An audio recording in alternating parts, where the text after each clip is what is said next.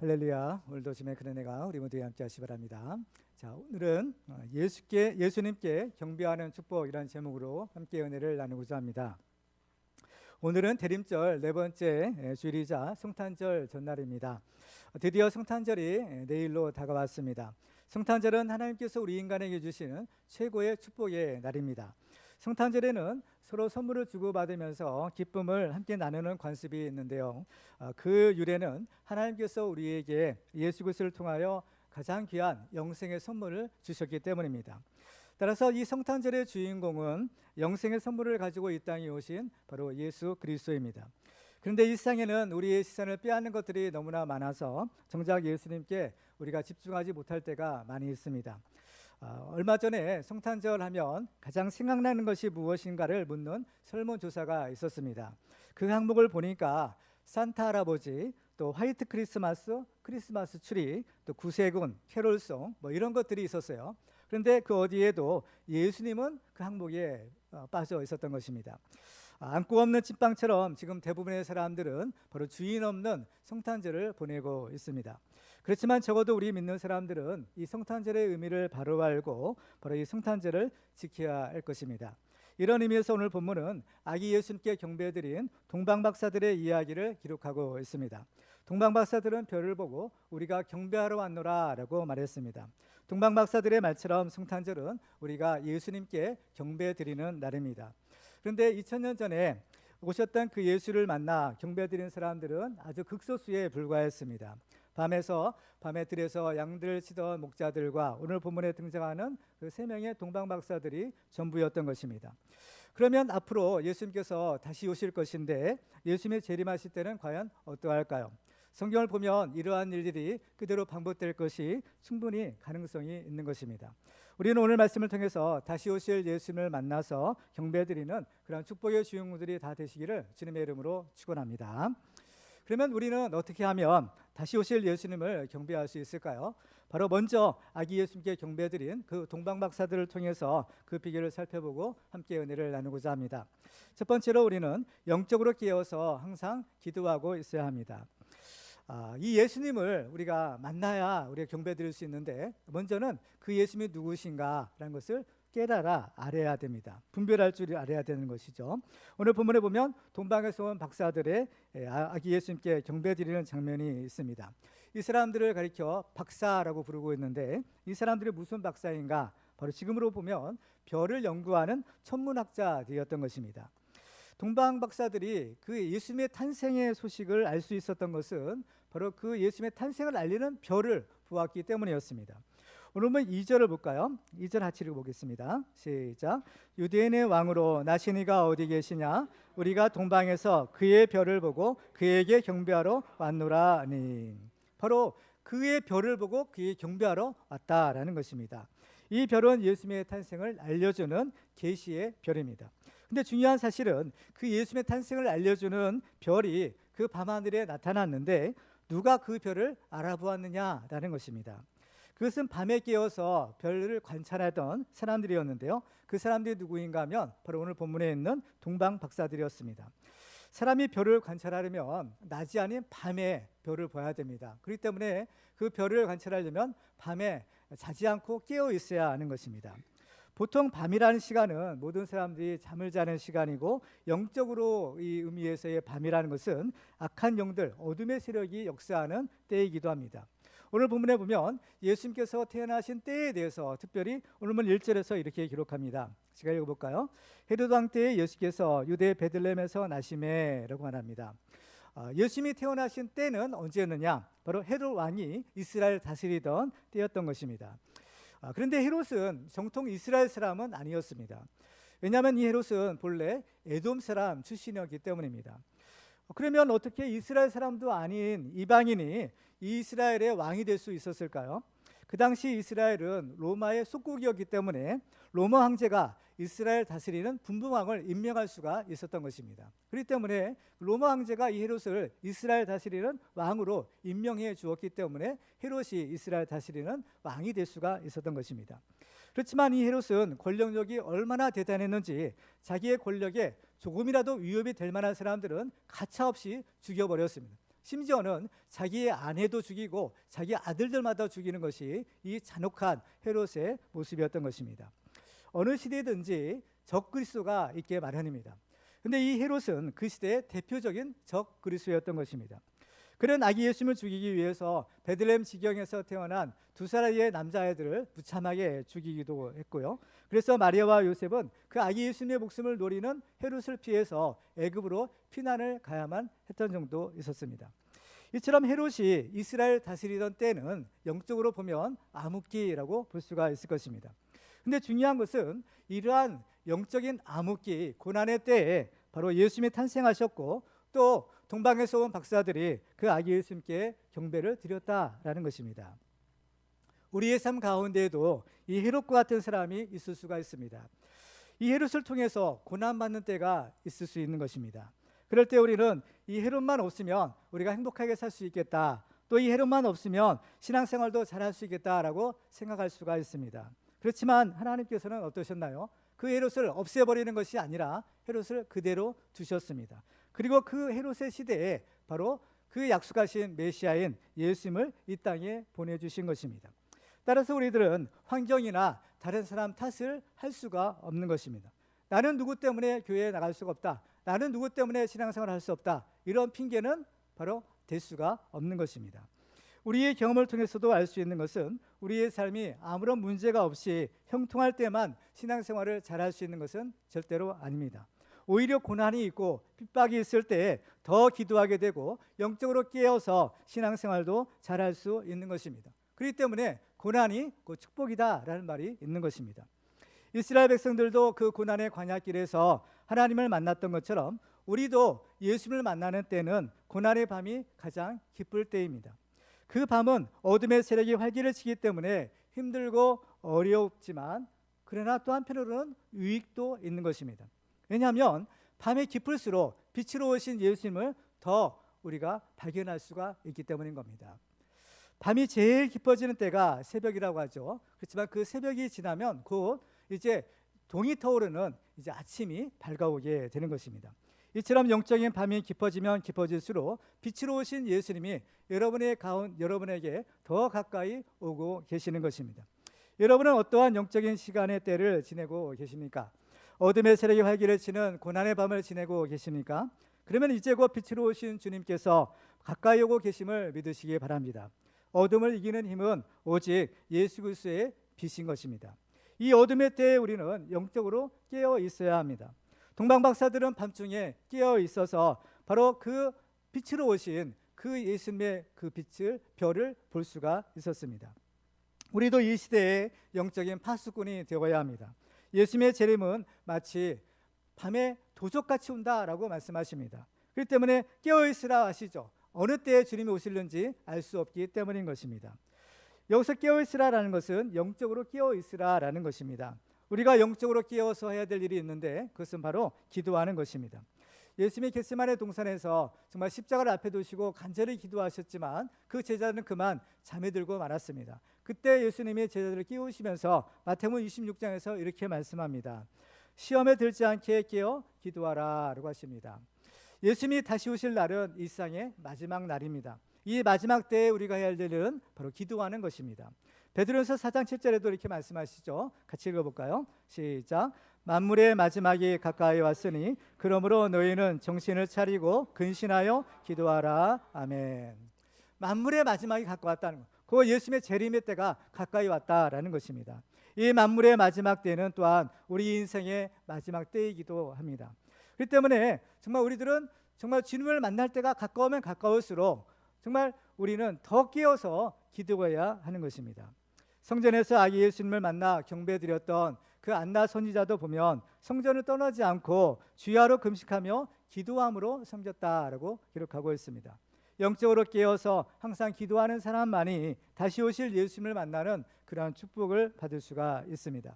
우리도 영적으로 깨어서 항상 기도함으로써 다시 오실 예수님을 경배하는 그런 축복의 주인공도 되시기를 주님의 이름으로 축원합니다.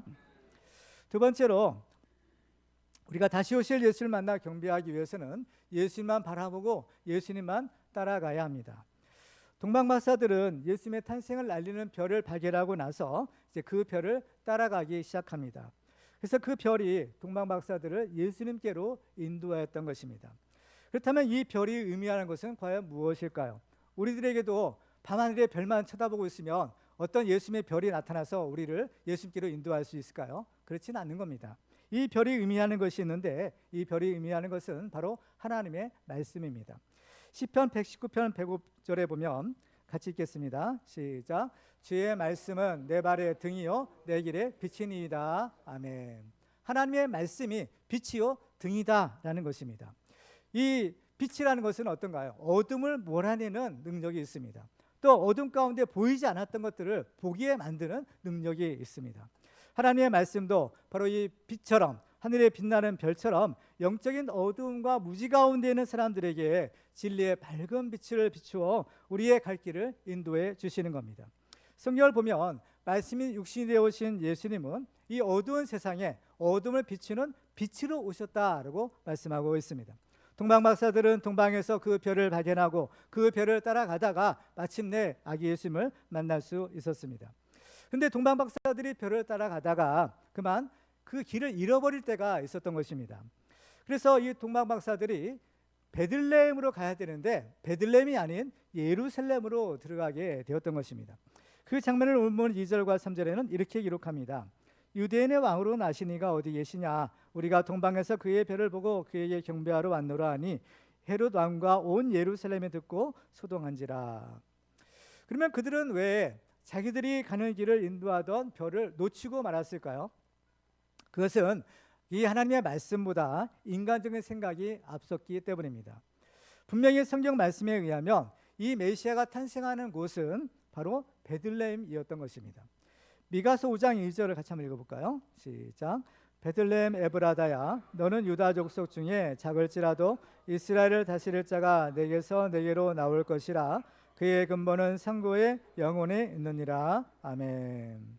분명히 성경에는 이 베들레헴에서 이 메시아가 태어날 것이다 라고 예언합니다.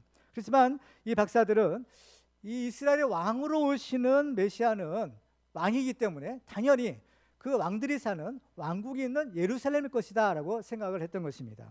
그래서 이러한 인간적인 생각이 하나님의 말씀을 앞서니까 그만 별을 놓치고 만 것입니다. 그들이 인간적인 생각을 앞세워서 예루살렘으로 들어간 결과는 어땠을까요? 헤롯 왕과 온 예루살렘이 소동했다라고 합니다. 헤롯은 아기 예수님을 죽이려고 했고 결국 베들레헴 지경에 있는 2살 이하의 남자아이들을 죽이는 그러한 일을 저지르고 맙니다. 하나님의 말씀을 무시하고 내 생각과 내 경험을 앞세우면 헤롯과 같은 적그리스도를 만날 수가 있습니다. 지금도 얼마나 많은 사람들이 미혹하는 이단과 또 악한 것들에 속아서 멸망의 길을 가고 있는지 모릅니다. 그렇기 때문에 우리들은요 항상 이 별을 놓치지 말아야 되는 겁니다. 항상 이 하나님의 말씀을 앞세워야 하는 것입니다. 동방 박사들이 인간적인 생각을 앞세울 때 그들을 인도하던 별을 놓치고 맙니다. 그렇지만 우리는 오직 예수님만 바라보고 예수님만 따라가는 하나님의 종들이 되어야 됩니다. 그 예수님에게서 우리의 시선을 절대로 떼면은 안 되는 것입니다. 베드로가 예수님만 바라보았을 때에는 바다 위를 걸을 수가 있었습니다. 그렇지만 이 베드로의 시선이 예수님이 아닌 바람을 바라볼 때에 그만 무서워서 물에 빠지고 말았던 것입니다. 그렇기 때문에 우리들은 항상 예수님만 바라보아야 됩니다. 히브리서 12장 2절에 보면 이렇게 말씀합니다. 우리 같이 읽겠습니다. 시작. 믿음의 주여 또 온전하게 하시는 이인 예수를 바라보자. 그는 그 앞에 있는 기쁨을 위하여 십자가를 참으사 부끄러움을 개의치 아니하시더니 하나님 보좌 우편에 앉으셨느니라. 아멘. 믿음의 주여 또 온전하게 하시는 그 예수만 바라보는 우리들이 되시기를 바랍니다. 이 예수님을 바라볼 때, 예수님을 따라갈 때 우리가 주의할 것이 한 가지가 있습니다. 그것은 바로 예수님의 말씀에 순종하는 것입니다. 그래서 예수님이 가라 하시면 가고 멈추라 하시면 멈춰야 되는 것입니다. 오늘 9절을 보면 이렇게 기록하죠. 같이 읽을까요? 시작. 박사들이 왕의 말을 듣고 갈새 동방에서 보던 그 별이 문득 앞서 인도하여 가다가 아기 있는 곳 위에 머물러 서 있는지라. 아멘. 이 별들이 박사들을 인도하는데 그 별이 이 박사들을 앞서 인도할 때도 있고 또 머물러 있을 때도 있었구나라는 사실을 발견하게 됩니다. 여기서 우리가 주목할 단어는 앞서 인도하는 것과 또 머물러 서 있었다라는 것입니다. 별이 바로 그들을 앞서서 인도할 때가 있는 것이죠. 예수님은 제자들에게 너는 나를 따르라 라고 하십니다. 바로 앞서가신 예수님을 제자들은 따라가는 것입니다. 우리가 예수님을 따라가기 위해서는 예수님보다 절대로 앞서서는 안 되는 겁니다. 그래서 기도보다 성령보다 앞서지 말라라고 하시는 거예요. 그래서 이 세상에는 두 종류의 사람이 있다고 하죠. 하나는 빛 대신 예수님을 따라가는 사람이 있고, 또 하나는 예수님 보고 자기를 따라오라 하는 사람이 있다는 겁니다. 여러분들은 어떤 사람입니까? 예수님을 따라가는 사람입니까? 아니면 예수님 보고 나를 따라오세요 라고 하는 사람입니까? 예수님 보고 따라오라는 사람은 과연 뭐 다른 데 있는 것이 아닙니다. 바로 우리 자신일 수도 있어요. 왜냐하면 우리가 계획을 세웁니다. 이런 계획도 세우고 저런 계획도 세우고 여러 가지 계획을 세우고 난 다음에 그 다음에 어떻게 해요? 기도하죠. 예수님, 내가 이런 계획을 세웠는데 그렇죠? 나의 계획을 이루어 주세요. 이제 조금 있으면 이제 새로운 신년이 다가옵니다. 새로운 신년에 우리의 소원들이 있고 우리의 계획이 있습니다. 그러면 그 계획을 세우기에 앞서 먼저 하나님께 물어야 되는 겁니다. 과연 내가 무엇을 해야 할까요? 묻기도 전에 나의 계획을 다 세워놓고 예수님 나의 계획을 이루어 주옵소서라고 한다면 이것은 별을 보고 나를 따라오라라는 것과 같은 것입니다. 우리는 내 생각이 아니라 예수님을 따라가는 사람이 되어야 합니다. 왜 그러냐면 잠언 16장에 이렇게 말씀합니다. 같이 한번 읽어볼까요? 시작. 사람이 마음으로 자기의 길을 계획할지라도 그의 걸음을 인도하시는 이는 여호와시니라. 아멘. 우리는 일평생 예수만 바라보고 예수만 따라가시기를 바랍니다. 또 두 번째는 바로 그 별이 멈추어 서 있을 때가 있다라는 겁니다.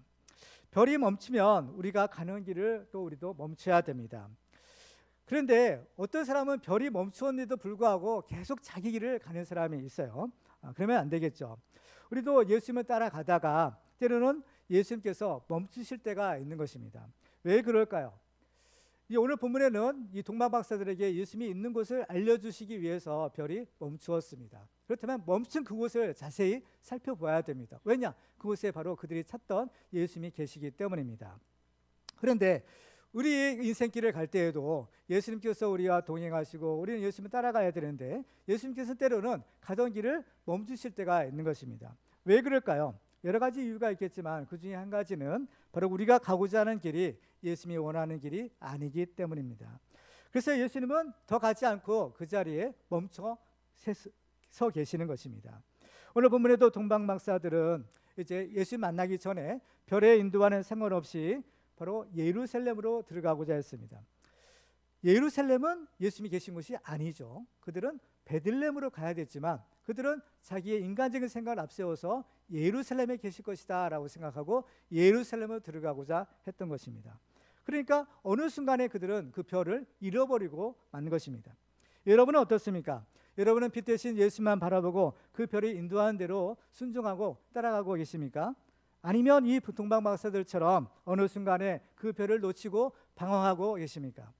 성탄절을 맞이해서 우리들은 빛 대신 예수님을 우리 가운데 계시는지 우리가 돌아볼 필요가 있는 것입니다. 과연 나는 예수님을 따라가고 있는가? 그 예수의 빛, 그 예수의 별을 따라가고 있는가를 우리가 살펴봐야 되는 것입니다.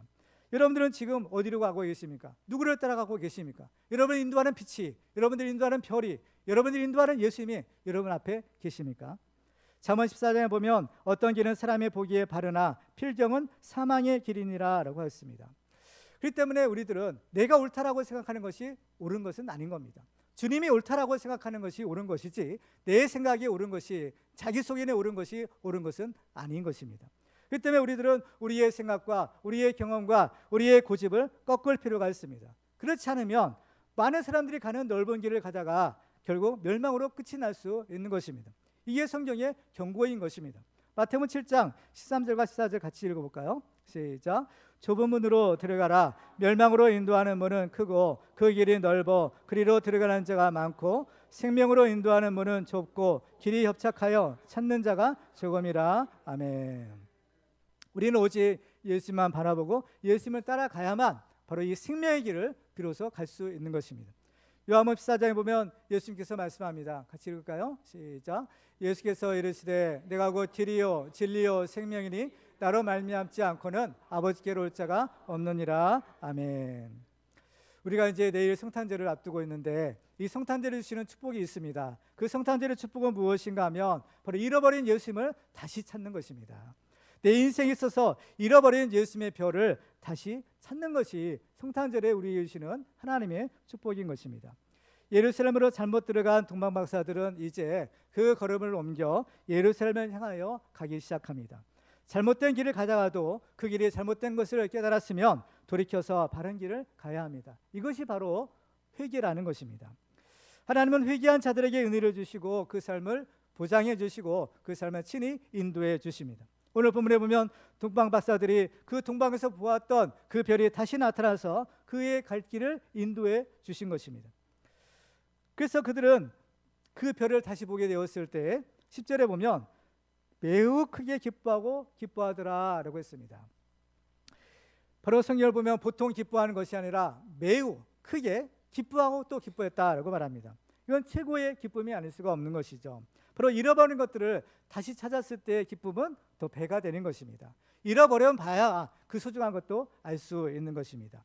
바로 예수를 다시 찾는 기쁨, 바로 그것은 바로 이 세상이 줄 수 없는 가장 큰 하나님이 주시는 기쁨이요 축복인 것입니다.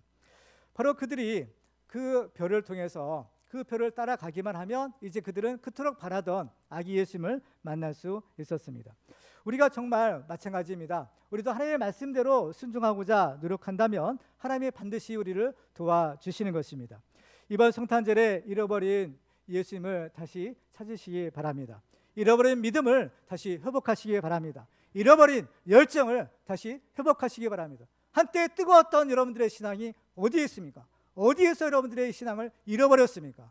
돌아보시고 이번 성탄절에 그 예수님을 다시 찾고 그 열정을 다시 회복하는 하나님의 종들 되시기를 주님의 이름으로 축원합니다. 마지막으로 우리가 다시 오실 예수님을 만나 경배하기 위해서는 예수님께 드릴 예물을 준비해야 됩니다. 오늘 본문에서 동방박사들이 그 메시아의 탄생을 알리는 별을 발견했을 때 그들은 이제 무슨 결단을 하느냐? 그 별을 보고만 있는 것이 아니었습니다. 이제 그들은 그 별을 따라가고자 결단하게 됩니다. 그래서 바로 그 별을 따라가는데 그러면 그들은 왜 굳이 그 별을 따라가서 그 메시아를 만나고자 했을까요? 그것은 바로 그 예수를 만나 경배드리기 위함이었습니다. 동방박사들은 유대인의 왕으로 나신 이에게 경배하러 왔다라고 말합니다. 여기서 경배하다라는 말의 헬라 원어가 프로스퀘네오라는 단어를 사용하고 있는데요. 이 단어의 뜻은 무엇인가 하면 무릎을 꿇고 엎드려서 이마를 그 땅에 대는 것을 말합니다. 이 단어는 사람에게는 잘 쓰지 않고 주로 어떤 신적인 존재에 바로 어떤 공경 또 존경 이런 것들을 표시할 때 그러니까 예배할 때 쓰는 거예요. 그죠? 경배하다는 것은 다른 말로 하면 제사드리다, 예배하다 이런 의미인 것입니다. 그래서 이 사람들은 그 메시아께 경배드리기 위해서 그 먼 길을 이제 떠난 것이죠. 경배하는 거 바로 그 주님을 만나서 예배하고 제사드린다라는 것입니다. 근데 그 제사를 드리는 사람은 반드시 그 제물을 가지고 있어야 되죠. 그래서 이 제사는 곧 예배인데 예배가 정말 중요한 것입니다. 그 제사를 드릴 때 하나님이 받으시는 제사가 있고 받지 않는 제사가 있다라고 말합니다. 그러니까 제사는 다 드리는 거예요. 제사는 드리지만 중요한 것은 제사를 받으시는 하나님이 받으시는 그 제사가 있고 그렇지 않는 제사가 있는 것입니다. 대표적인 경우가 가인과 아벨의 제사잖아요. 창세기 4장 3절로 5절을 보면 이렇게 기록합니다. 같이 읽어볼까요? 시작. 세월이 지난 후에 가인은 땅의 소산으로 제물을 삼아 여호와께 드렸고 아벨은 자기도 양의 첫 새끼와 그 기름으로 드렸더니 여호와께서 아벨과 그의 제물은 받으셨으나 가인과 그의 제물은 받지 아니하신지라. 아멘. 여기서 보면 하나님이 받으시는 제사 또 하나님이 받지 않는 제사가 있어요. 그런데 특징이 있는 겁니다. 뭐냐? 제물만 받고 제물만 받지 않는 것이 아니라 그 제물을 드리는 사람도 받고 받지 않는 거죠. 그렇기 때문에 여호와께서 아벨과 그의 제물은 받으시고 가인과 그의 제물은 받지 않는 겁니다. 그러니까 제물만이 아니라 제물을 드리는 그 사람, 제사 드리는 사람도 하나님이 받으시는 사람이고 그렇지 않은 사람이 있다라는 겁니다. 그렇기 때문에 이 제사 드릴 때는 제물이 중요한 겁니다. 왜 제물이 중요하냐? 이 제물은 제사 드리는 사람을 대표하기 때문인 거예요. 그 제물을 드리는 건 뭐냐? 나 대신에 이 제물을 드리는 겁니다. 하나님께 제사를 이제 예를 들면 구약시대는 제사를 드리잖아요. 그 제물을 바치는 거 뭐야? 나 대신에 제물을 바치는 겁니다. 나 대신에 이 제물이 나를 위하여 피 흘리고 나를 위하여 내 죄를 속하는 그러한 효과가 있게 되는 거죠. 그래서 모든 제사에는 제물이 필요한 겁니다. 그래서 제물 없는 제사는 있을 수가 없는 거예요. 그래서 예수님도 우리를 위하여 제사를 드리시잖아요. 우리의 대제사장으로서 우리의 죄를 속죄하기 위한 속죄 제사를 드릴 때에도 제물이 필요한 겁니다. 어떤 제물인가요? 예수님 자신, 하나님의 어린 양 되시는 그 예수님의 자기의 몸을 하나님께 드려서 우리를 위한 속죄 제사를 드려 주신 겁니다. 오늘 본문의 동방 박사들도 예수님께 경배하러 올 때 빈손으로 오지 않았던 것입니다. 어떤 예물을 드렸을까요? 11절을 같이 읽겠습니다. 시작. 집에 들어가 아기와 그의 어머니 마리아가 함께 있는 것을 보고 엎드려 아기께 경배하고 보배의 압을 열어 황금과 유황과 모략을 예물로 드리니라. 아멘. 마음만 있으면 되지. 마음이 중요하지. 그런데 중요한 것은 마음이 있는 곳에 내 보물도 있다라고 하시는 거예요. 그래서 이 사람들은 이 예물을 어때요? 마음의 표현으로, 그렇죠? 눈에 보이는 예물로 그 마음의 중심을 하나님께 고백하는 겁니다. 이 예물들의 공통적인 특징은 무엇인가 하면 그 당시 그 시대에 가장 비싸고 가장 귀한 것이었더라라는 것입니다. 그래서 그 사람들은 이제 아기 예수님께 경배하러 갈 때 자기들이 있는 것 중에서 최고의 것을 예물로 준비해서 길을 떠납니다. 왜 그럴까? 이 최고의 예물이 의미하는 것은 바로 예수님이 가장 귀한 분이시기 때문인 겁니다. 그래서 그 존귀하신 예수님께 합당한 예물을 드리기 위해서 그들이 가진 최고의 것을, 최고의 정성을 기울인 것입니다. 우리도 이제 성탄절 감사 예배를 드리는데 우리도 하나님께 예물을 드려야 됩니다. 우리가 드리는 예물도 이 동방마사들처럼 바로 우리에게 있는 최고의 것을 바로 하나님께 드리는 것입니다. 왜 우리의 최고의 것을 하나님께 드려야 되느냐? 그 이유가 있는 것입니다. 그 이유는 하나님께서 먼저 우리에게 하나님의 최고의 것을 우리에게 먼저 선물로 주셨기 때문입니다. 하나님은 우리에게 독생자를 주셨습니다. 하나밖에 없는 그 예수님을 우리에게 선물로 주셨고 예수님은 우리를 위하여 자기 목숨을 버리셨습니다.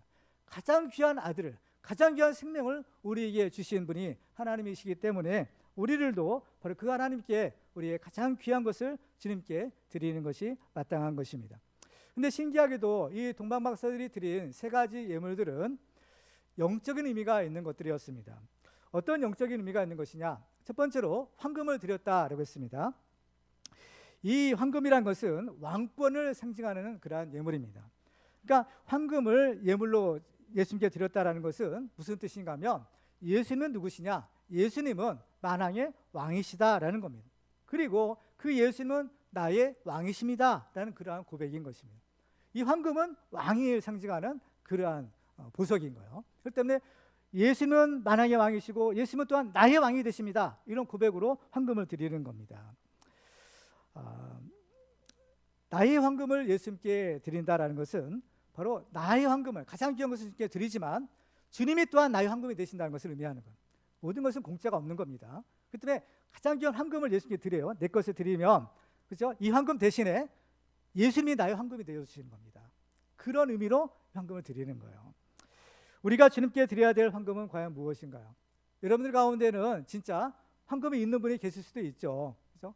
돌반지, 그렇죠? 이런 반지들도 있고 그런 금붙이들이 있을 수 있는 겁니다. 목걸이도 있을 수 있고 귀걸이도 있을 수 있고 여러 가지 황금으로 만든 그러한 장식품들도 있을 수 있는데 우리가 이런 것들을 주님께 드린 것도 우리의 마음을 표현하는 것이기도 하지만 정말 우리가 주님 앞에 드려야 될 황금과 같은 예물이 있습니다. 주님이 우리에게 요구하시는 황금과 같은 예물이 있는데 그것이 무엇인가 하면 바로 우리의 믿음인 것입니다. 욥기서 23장 10절을 같이 읽어볼까요? 시작. 그러나 내가 가는 길을 그가 아시나니 그가 나를 단련하신 후에는 내가 순금같이 되어 나오리라. 아멘. 바로 우리의 믿음은 금보다 더 귀한 믿음이다라고 하죠. 바로 우리의 믿음은 어떤 믿음입니까? 바로 불로 연단한 믿음인 겁니다. 불무불과 같은 그 고난을 통과한 믿음, 그 믿음은 순결한 믿음인 거죠. 모든 불순물들이 사라지고 정말 정금 같은, 숨금 같은 그 믿음을 주님께 드리는 겁니다. 그래서 그 믿음의 예물을 주님께 드리는 거죠. 하나님이 가장 기뻐하시는 것이 무엇이냐면 바로 우리의 믿음인 것입니다. 히브리서 11장 6절을 같이 읽어볼까요? 시작. 믿음이 없이는 하나님을 기쁘시게 하지 못하나니 하나님께 나아가는 자는 반드시 그가 계신 것과 또한 그가 자기를 찾는 자들에게 상 주시는 이심을 믿어야 할지니라. 아멘. 여러분 가운데 불같은 시험을 통과하신 그 믿음의 승리자들이 있습니다. 그 믿음을 가지고 우리가 주님 앞에 나아가는 것입니다. 그 믿음이 하나님을 기쁘시게 하는 것이고, 그 믿음을 가지고 하나님 앞에 나가는 자들이 하나님의 기뻐하심을 입는 축복을 받을 수 있는 것입니다. 그래서 우리는 정과 같은 이 믿음의 예물을 주님께 드려 주님을 기쁘시게 하드리는 하나님의 종들 되시기를 주님의 이름으로 축원합니다. 두 번째 예물은 유황이었습니다. 이 유황은 그냥 보통 가정에서는 잘 사용하지 않고 성전에서 하나님께 제사 드릴 때, 분향할 때 쓰는 이러한 향품이었습니다. 이것은 무슨 뜻인가 하면 예수님은 바로 우리의 대제사장으로서 우리의 죄의 문제를 해결해 주시는 분이십니다라는 그런 믿음의 고백으로 드리는 겁니다. 그래서 성경을 보면 특별히 이 유황은 성전에서도 사용되었지만 일반적인 용도로는 주로 치료제로서 사용되는 이러한 물품이었습니다. 예레미야 51장 8절에 보면 성경에 이렇게 말씀합니다. 바벨론이 갑자기 넘어져 파멸되니 그로 이로 말미암아 올라 그 상처를 위하여 유황을 구하라 혹 나오리로다 라고 하십니다. 바로 이 상처를 치유하는 것이 유황이라는 것이었죠.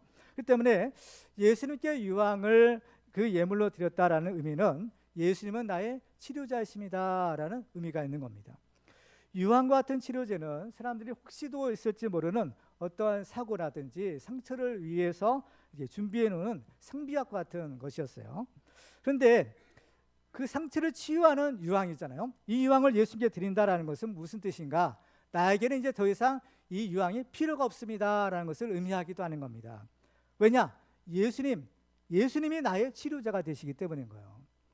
내 손에 유황을 주님께 드리고 그 대신 나는 예수님을 나의 유황으로 삼겠습니다라는 겁니다. 우리가 병이 났을 때 의사가 처방해 주는 약을 먹어야 되고 때로는 수술도 받아야 합니다. 그렇지만 근본적으로 우리의 병을 고쳐주시고 우리를 살려주시는 분은 생명의 주인 되시는 하나님이신 것을 믿으시기 바랍니다. 출애굽기 15장 26절에 보면 이렇게 말씀합니다. 우리 같이 읽겠습니다. 시작.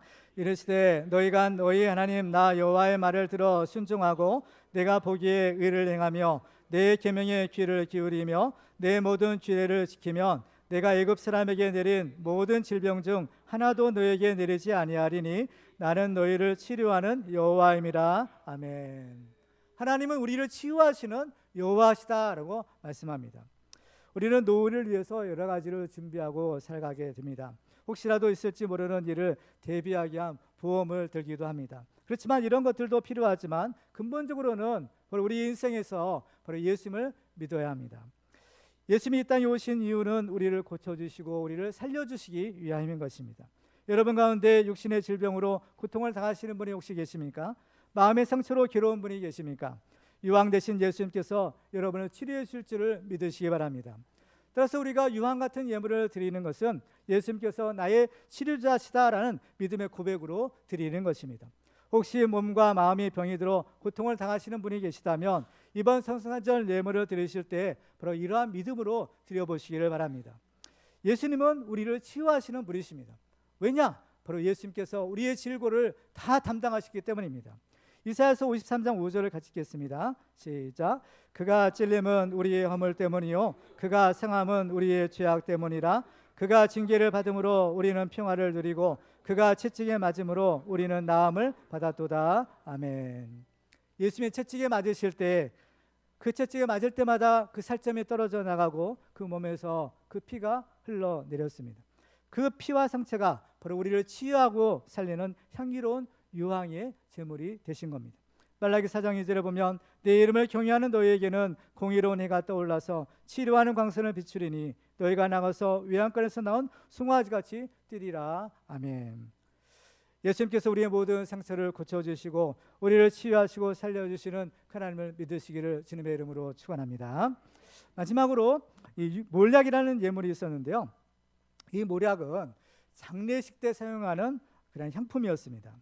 그러니까 죽은 사람에게 발라주는 이러한 향품이었죠. 그래서 이 향품이 의미하는 것은 뭐냐? 예수님의 죽으심과 부활을 의미하는 것입니다.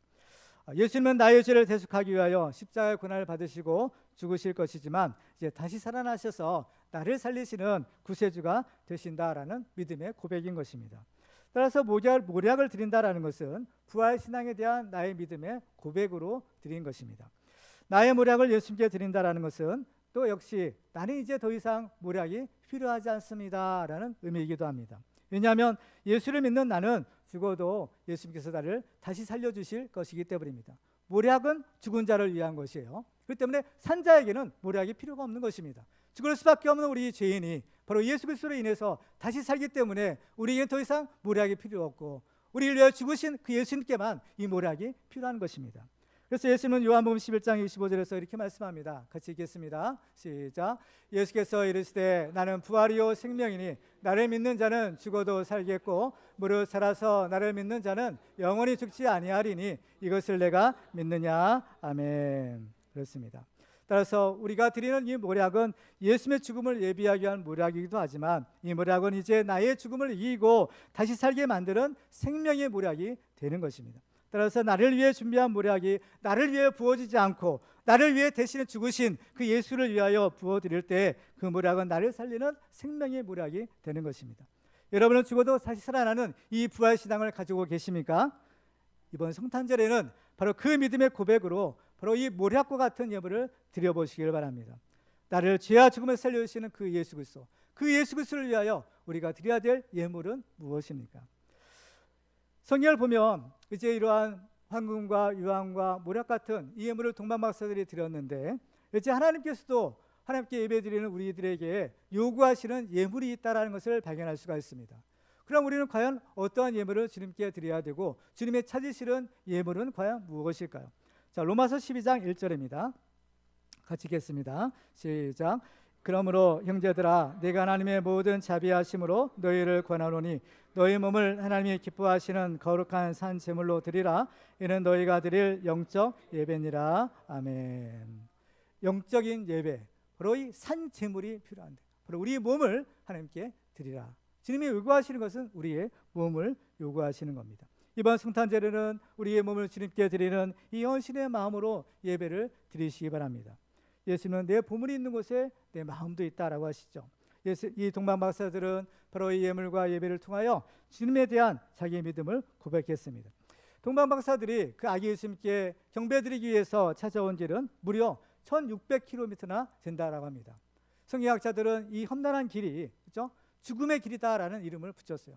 그 당시 얼마나 강도들이 많고 얼마나 위험들이 많았습니까? 그 먼 길을 이 사람들은 오직 그 예수님 한 분 만나고 그 예수께 예배드리기 위해서 그 먼 길을 찾아왔던 것입니다. 그 사람들이 결코 한가한 사람들이 아닙니다. 할 일 없는 사람들이 아니었죠. 그들 나름대로 해야 될 일도 있고 직업도 있고 그들 또한 살아가는 가족들도 분명히 있을 것입니다. 그렇지만 그들은 그 모든 것을 다 들여두고 바로 그 예수를 만나기 위해서 바로 그 먼 길을 찾아왔던 것입니다. 단 한 번의 예배를 위해 그들은 엄청난 희생을 치렀던 것입니다. 왜 그럴까요?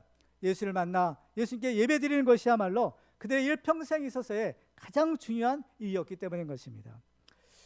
왜 우리가 예배를 드려야 될까요? 예배를 드려야 될 가장 중요한 이유가 있습니다. 동방박사들이 그 먼 길을 굳이 찾아와서 한번 예수 만나고 그 예수께 경배드리는 것, 그것이 과연 무엇이기에 이렇게 예배를 드려야 될까? 그 이유가 있는 것입니다. 예배는 하나님과의 만남인 겁니다. 제사는 구약시대의 제사는 하나님과의 만남의 사건이었어요. 그래서 하나님과 만나서 그 죄사함을 받고 하나님의 은혜를 받는 것이 제사였던 겁니다. 그렇죠? 그런데 제사는 어때요? 제사를 드리는 곳이 있었던 거예요. 하나님의 정하신 곳, 그곳에 가야만 제사를 드릴 수가 있었던 겁니다. 이 동방박사들이 그 먼 길을 찾아왔던 이유는 바로 먼저는 예수님이 우리를 만나기 위하여 이 땅에 오셨기 때문인 거예요.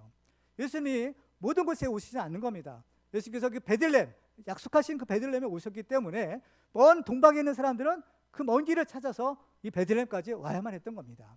그렇죠? 그런데 그 베들레헴에 탄생하신 그 예수님을 만나서 경배드릴 때 그들은 예수님을 통해서 주시는 하나님의 선물을 받을 수 있는 거예요. 그 축복이 무엇인가 하면 바로 영생의 선물인 겁니다.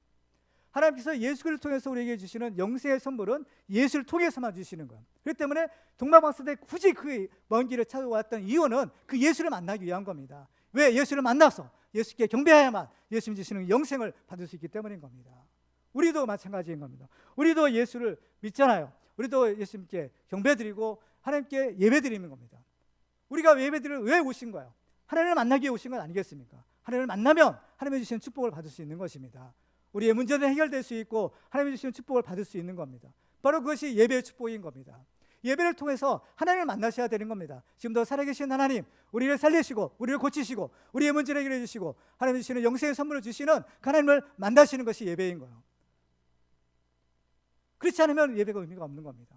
많은 사람들이 있었죠. 많은 사람들이 있었지만 오직 이 동방 박사들, 또 들에서 양치는 그 목자들, 그 사람들만이 예수를 만나고 예수님의 경배하고 예수님 주시는 축복을 받을 수 있었던 겁니다.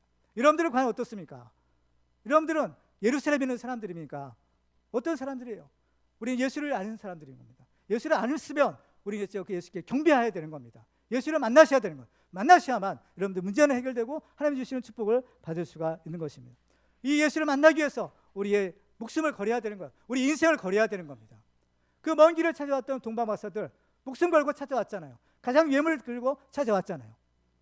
이러한 열정이 있어야 되는 겁니다. 이러한 간절함이 있어야 되는 거예요. 잠언 8장 17절에 보면 이렇게 말씀합니다. 같이 읽어볼까요? 시작. 나를 사랑하는 자들이 나의 사랑을 입으며 나를 간절히 찾는 자가 나를 만날 것이니라. 아멘. 우리가 예수 믿고 나서 지금까지 얼마나 많은 예배를 드렸습니까? 그렇죠? 수많은 예배를 드렸지만 과연 그 예배 가운데 하나님을 만나는 예배가 과연 몇 번이나 있었습니까? 하나님이 정말 감동하시는 그 예배, 하나님이 찾으시는 예배자, 과연 우리가 그 사람이 될 수 있을까요? 동방 박사들은 단 한 번이었지만 정말 이 예배를 성공함으로써 바로 이 성경에 기록되는 축복의 주인공이 될 수가 있었던 것입니다. 정말 우리들도 동방 박사들처럼 이번 성탄절에 살아계신 하나님을 만나고 하나님을 경배하는 축복의 주인공들 되시기를 주님의 이름으로 축원합니다. 기도하겠습니다. 오늘 주신 말씀 우리가 기억하면서 함께 결단하며 기도하기를 원합니다. 주여, 우리가 영적으로 깨어있게 하여 주시고 기도하게 하여 주시옵소서. 잠들지 말게 하여 주시고 오직 예수님만 바라보고 예수님만 따라가게 하여 주시옵소서. 예수님께 드릴 예물이 무엇입니까? 우리 자신을 예수께 예물로 드릴 수 있도록 우리의 삶을 성결케 하여 주시고 예수님 만났을 때 기쁨으로 예수님께 경배하는 하나님의 종들 되게 하여 주시옵소서. 우리뿐만 아니라 우리 가족과 우리 식구들까지도 다 예수께 경배할 수 있도록 주여 도와주시옵소서. 우리 주여 한번 부르시고 기도하겠습니다. 주여,